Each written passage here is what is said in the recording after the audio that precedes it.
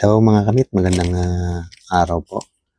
Sa video po na ito ay magbibigay naman po tayo ng reaction at komento patungkol po dito sa panawagan ni Dr. Jorge Ignacio, dating chairman ng PGH Cancer Institute. At ito po ay issue na naman po sa pondo ng PGH. So, pakinggan po natin ang kanyang panawagan. Mga kababayan ko, sa 15 taon akong nanungkulan bilang chairman ng PGH Cancer Institute. Maraming pasyente po ang pumatok sa pinto ng aking opisina noon. Naghahanap po ng mga gamot. Inihintay nila ang kanilang chemotherapy na wala pa sa amin. Ang naisagot ko po sa kanila ay pasensya na po, wala pa po tayong gamot, wala po tayong budget para sa inyong mga gamot. So talaga po guys, marami na pong mga kababayan na lumapit po sa kanya para humingi ng tulong that time. Naghihintay po tayo. Wala po kami magagawa. Mahirap po tayo na bansa.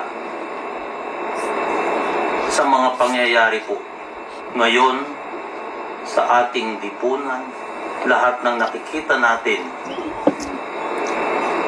mali po pala ang aking mga sinabi noon. Hindi po pala wala tayong pera bilang bansa. Mayroon po tayong pera, nasa bulsa po ng mga taong walang konsyensya. Sana po ang nagpapasasa sa mga pera na ito ay makita na may mga pasyenteng namatay dahil sa kanilang pagkuha ng pera na dapat ay naibili ng mga gamot. Hustisya ang isinisigaw ng bayan. Ang mga malamig na tiyan at malamig na mga paa na nakababad sa baha ng mga taong nakatira sa lansangan, sila po ang mga sumisigaw ng hustisya, katarungan. Iyan pa ang kapalit ng pagbili ng mga kotse na mamahalin, ang pagkain sa mga mamahaling hotel, ang pagtapo ng pera sa mga kasino. Dapat po ang buhay ng bawat mamamayan na naghirap dahil sa korupsyon ay sagutin ng bawat post po muna tayo. Siguro po ay nagkaroon po ng lakas ng loob po to si doktor na manawagan dahil po nga sa nangyayari na corruption dito sa atin sa Pilipinas, na pagdating po sa kalusugan, pagdating po sa mga hospital ay parang limitado lang po ang pagbibigay ng pondo. Samantalang pwede naman palang kumuha ng mas malaki kung gugustuhin. Dahil nga po dito sa nangyari na, di ba, yung na-allege na kurakot ng mga nasa mga politiko ngayon, di ba? Hindi lang po bilyon, umabot na po ng trilyon. So, ito po guro ang palakas ng loob po kay Dr. Ignacio. So, ituloy po natin. Mga mambabatas, mga kawani ng DPWH, lahat po ng involved sa mga itong proyekto na dapat ay nakakatulong sa tao, yung pala ay hindi man lamang po makikita ang anino ng mga proyektong ito. Ito po ang inyong kasalanang malaki sa ating bayan. So ayan guys, medyo may tono na po itong panawagan ni Dr. Jorge Ignacio. Guys, meron po akong balitaan galing po sa mga kaanak ko, parting Mindanao, na meron pong hospital doon na libre, na wala daw pong cashier. So, napaisip po ako kung paano po mangyayari yon. Nag-research po ako at meron nga po na hospital na libre. At meron na pong nag-vlog din po doon na papatunay na totoo po talaga ng hospital na yon ay libre. Ito po ay matatagpuan po sa South Cotabato, Sultan Kudarat. At dahil po sa good governance po doon sa lugar po na yon, sa South Cotabato, ay saludo po ako sa governor po doon na si Governor Reynaldo Tamayo Jr. Saludo po ako sa inyo, sir. At may share po ako na konting video clip sa lugar na yon at sa hospital na yon at ating panoorin. So ito po yun.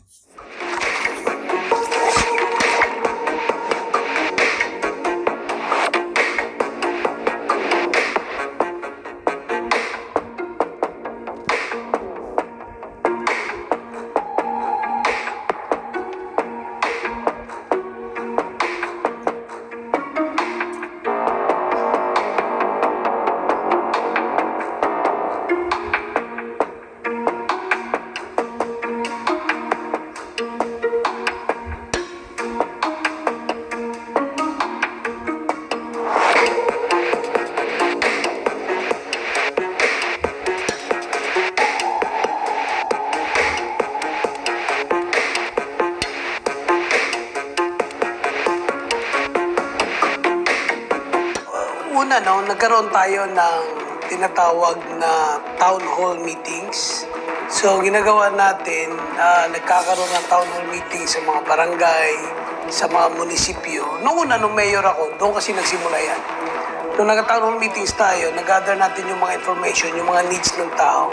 Doon na natin nalaman na importante pala talaga sa kanila yung libreng hospitalisasyon dahil nga sa ang magiging problema nila pag hindi kasi nila napaglaanan ng pundo. Ang akin lang po dito, guys, sa lugar po ng Mindanao, dyan po sa South Cotabato, ay nagawan po nila ng paraan na magkaroon po ng libreng hospital po sa lugar na yan. Bakit po sa ibang lugar ng Pilipinas ay hindi po tayo magkaroon ng ganitong libreng hospital sa Luzon at Visayas? Dahil meron na po ang Mindanao. Kung nagagawa po nila, ay pwede rin po magawa po ng Luzon at Visayas. Di ba?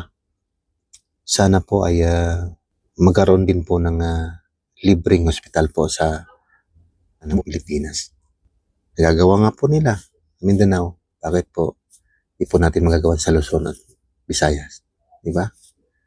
Sana po ay balang araw ay magkaroon din po ng ganito. Napakaganda po ito. At katutuwa po ito ng sambayan ng Pilipino pag nagkaroon po ng ganitong libreng hospital po sa atin. Tuloy po. Yung hospitalisasyon dahil from hand to mouth yung trabaho nila.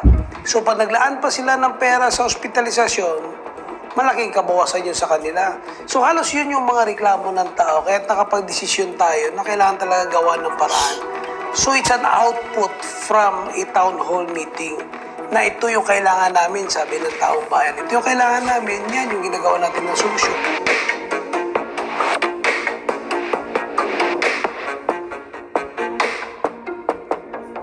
Yan guys, diba? Masarap sa pakiramdam po. Meron po tayong libreng hospital sa ating lugar. Sana po ay makonsyensya po kayo lahat. Sigaw ng bayan, katarungan, hustisya para sa mga taong kinitil ng korupsyon ng mga taong ito. Maraming salamat po. At guys, sa mga gusto pong panoorin po ang buong video about sa hospital po na yan, ay may mga vlogger po na kumuha po ng nagdokumento po ng nasabing hospital. Ay panoorin nyo lang po ang channel po ni Pon TV at ni Sep TV. So dyan po ay nadetalye po ang lahat yan. So panoorin nyo lang po. At nandyan po sa screen ang kanilang mga channel.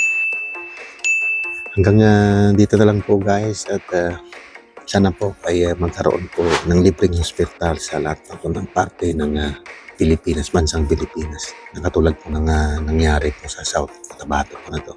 Saludo po sa iyo, Governor. Hanggang sa muli, God save the Philippines.